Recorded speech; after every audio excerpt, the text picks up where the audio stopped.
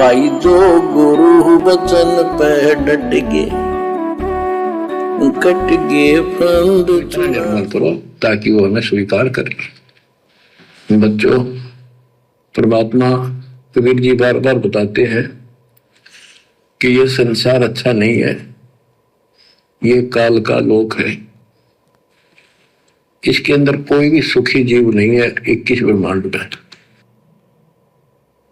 इसलिए अपने को यहाँ के इस दुख को याद रखना होगा। और ये सच्चाई के साथ है, आपको अभी जैसे जिसको सुख हो जाता है वो सुख में फूल जाता है, जिसमें दुख हो जाता है वो उसमें रोआ पिटन में कहा उसका जीवन जाता है। तो बताओ कैसे बात बढ़ेगी। स्पष्ट कर दिया गुरुदेव ने संगत की क्या हालत है वर्तमान में। जिसको थोड़ा बहुत कोई सुख हो जाता है तो वो सुख में फूल जाता है। सुख में सुमरण किया नहीं फिर दुख में करते याद, कहे कबीर उस भगत की अब कौन सुने फरियाद। इस भक्ति से जैसे थोड़ा बहुत सुख हुआ तुरंत काल के एजेंट बन जाते हैं, भक्ति को हल्के में ले लेते हैं। क्योंकि परमात्मा ने कह रखा है कि सुख सबसे बड़ा दुश्मन। जैसे ही जीव को सुख हुआ सबसे पहले भगवान भूलेगा, ये अटल सत्य है। तो सुख होते तो तुम वैसे फूल जाते हो, और थोड़ा बहुत यदि कोई दुख है तो तुम वैसे रोना पीटना शुरू कर देते हो। तो फिर बात बनेगी कैसे, फिर भक्ति आगे बढ़ेगी कैसे। अर्थात गुरुदेव कहना चाहते हैं तुम लोग ज्ञान को आधार नहीं बना पाए, अभी तुम लोग ज्ञान को आधार नहीं बना पाए। क्या कह रहे हैं परमात्मा। जिसमें दुख हो जाता है वो उसमें रोआ पिटन में कहा उसका जीवन जाता है। तो बताओ कैसे बात बढ़ेगी। ये ज्ञान आधार बनेगा आपके जीने का और आपके जीवन सफर में आगे बढ़ने का। क्या आधार बनेगा। ज्ञान आधार बनेगा, ज्ञान आधार जीवन सफल करने का, भक्ति पर आगे बढ़ने का। और सर्वसिद्ध है आज ज्ञान आधार सतगुरु रामपाल जी परमेश्वर जी की संगत में केवल साध संगतियों में है। बाकी ज्ञान आधार की छींट भी नहीं है। क्या होता है छींट भी, भेड़ चाल देखा देखी। जैसे अन्य नकली संतों की संगत है ना, उससे भी बुरा हाल है सतगुरु रामपाल जी की शतलोक आश्रमों से जुड़ी हुई भेड़ चाल में चलने वाली संगत की, उससे भी बुरा हाल है। हिसार जेल में बैठे हुए अपने प्रियतम सतगुरु रामपाल जी भगवान को अपनी नीच हरकतों के कारण खून के आंसू रुलाते, खून के आंसू। भाई सतगुरु अपना दर्द कैसे बयान करेगा। सत्संगों के माध्यम से। अभी आप धीरे धीरे सुनते जाना इन विशेष संदेशों में जो आगे आगे आप लाइव सुनोगे, कैसे कैसे परमात्मा आश्रम से जुड़े हुए भाई बहनों की घटिया हरकतों से दुखी हैं, परेशान हैं। सतगुरु ने यहां तक कह रखा कि बच्चों अपने ऊपर रहम नहीं कर सकते तो कम से कम मेरे ऊपर तो रहम करो। अरे जो सतगुरु ये बात अपने भक्तों से बोल दे कि मेरे ऊपर तो रहम करो, वो इस जन्म में सतलोक जाने के अधिकारी नहीं है। सतगुरु उनसे नाराज है, लेकिन फिर भी संगत को कोई फर्क नहीं पड़ रहा। क्यों? क्योंकि ज्ञान को आधार नहीं बनाया, और ज्ञान को आधार बनाए बिना गुरु में परमात्मा दिखाई नहीं देता। ये कोई सॉफ्टवेयर नहीं मिलता किसी दुकान पे जो लाके अपने अंदर फिट कर लोगे कि मैंने मान लिया गुरु को भगवान, मान लिया मैंने गुरु को भगवान। या मेडिकल की दुकान पे कोई टैबलेट नहीं मिलती कि 4 टैबलेट खा ली तो मान लिया गुरु को भगवान, मान लिया गुरु को भगवान। ये भक्ति की टैबलेट खानी पड़ेगी, भक्ति की टैबलेट। और ये पिछले संस्कार होते हैं।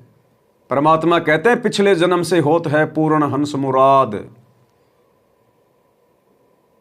तो भाई और बहनों, सतगुरु का विशेष आशीर्वाद और पिछले जन्म जन्मांतरों के शुभ संस्कार जब भगत के इकट्ठे हो जाते हैं, तब भगत अपने हृदय से, अपनी आत्मा से अपने गुरु को परमात्मा मान सकता है। गुरुदेव ने क्या बताया विशेष संदेश नंबर 1 में, गुरु से लगन कठिन है भाई, और लगन लगे बिन काम न सरता, जीव पर ले हो जाई, गुरु से लगन कठिन है भाई। अगर एकमात्र कोई सबसे कठिन काम है सृष्टि में तो केवल गुरु से लगन लगाना। अरे गुरु से लगन लग गई तो मोक्ष मिल गया, और मोक्ष प्राप्त करने से कठिन काम कोई संसार में नहीं है। और अगर गुरु से लगन लग गई, बात समझ में आ गई, तो मोक्ष प्राप्त करने से सरल भी कोई काम नहीं दुनिया में। बहुत आसान है, बहुत इजी है।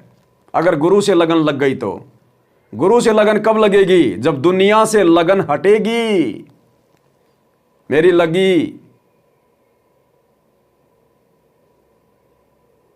गुरु से लगन तब लगेगी जब दुनिया से हमारी लगन हटेगी।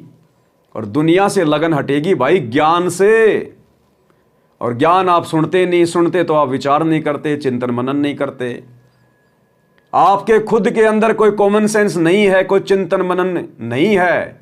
और दूसरे भगत भाई बहन हमारे जैसे साथ संगति वाले अगर समझाते हैं, वीडियो बनाते हैं, उनकी तुम सुनते नहीं, तुम मानते नहीं, क्योंकि तुम अहंकार में सड़ रहे हो। क्योंकि तुम अहंकार में सड़ रहे हो। और अहंकारी प्राणी भाई परमात्मा को पसंद नहीं है, वो फिर यहीं सड़ेगा काल के लोक में। तो अगरम मगरम छोड़ दो मेरे भाई।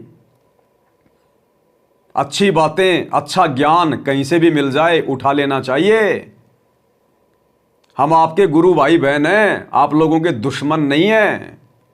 लेकिन तुम्हें तो दुश्मनों की बातें अच्छी लगती हैं। इन आश्रमों में ये पाखंडी बाबा आते हैं भंडारे में, उनसे तो तुम माइक ले लेके बातें करते हो, वो तुम्हारे को ज्ञान देते हैं। उन पाखंडियों का ज्ञान तो तुम बड़े प्यार से सुनते हो। और अपने गुरु भगत भाई बहनों की बातें सुनना तुम्हारे को जहर के समान लगती हैं। कैसे बात बनेगी भाई? नरेंद्र मोदी की रैलियों में धक्के खाने के लिए तो तुम्हारे पास में समय है, लेकिन साथ संगति के वीडियो देखने के लिए तुम्हारे पास समय नहीं है। हरियाणा के जाट आरक्षण में जाकर अपना बेशकीमती समय और श्वासें बर्बाद करने का तो तुम्हारे पास समय है, लेकिन सत्सेवकों की वीडियो देखने का तुम्हारे पास समय नहीं है। गुंडों की सीबीआई जांच करवाने के लिए, राजपूत करणी सेना की रैलियों में बैठने के लिए तुम्हारे पास समय है, लेकिन साथ संगति के वीडियो देखने के लिए तुम्हारे पास समय नहीं है। इसको कहते हैं काल प्रेरणा। काल प्रेरणा। जब सिर पर काल बैठ जाता है, भगत को कुछ भी नहीं सूझता, कुछ भी। भाई जो गुरु बचन पे डट गे, कट गे फंद 84 के, कट गे फंद 84।